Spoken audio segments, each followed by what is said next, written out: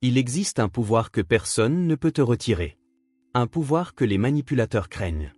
Un pouvoir que les sages ont cultivé pendant des siècles. Ce pouvoir, ce n'est ni la force, ni l'intelligence verbale, ni la domination. C'est le silence maîtrisé. Marc Aurèle l'avait compris.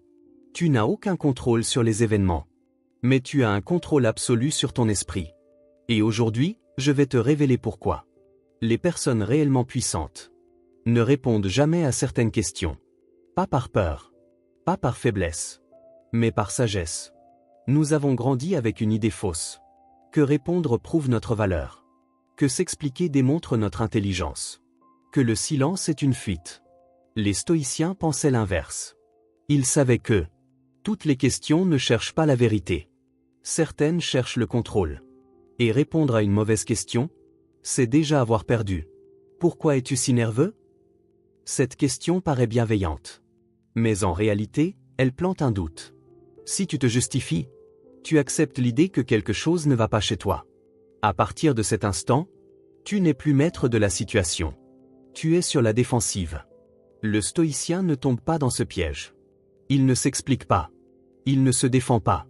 Il répond avec calme, ou il revient simplement au sujet. Parce qu'il sait une chose essentielle. La paix n'a pas besoin d'être prouvée. Tu ne me fais pas confiance? Cette phrase ne parle pas de confiance.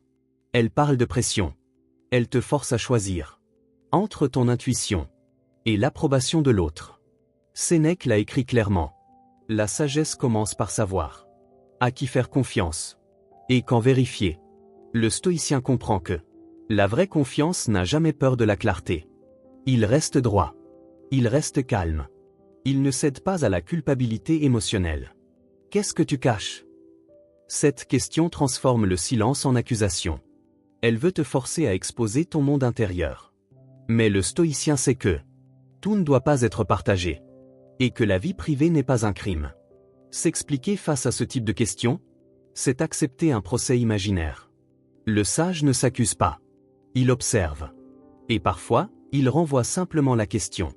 Car souvent, celui qui accuse révèle davantage sur lui-même que sur toi. Tu penses être meilleur que les autres? Cette question apparaît toujours. Quand tu changes. Quand tu parles moins.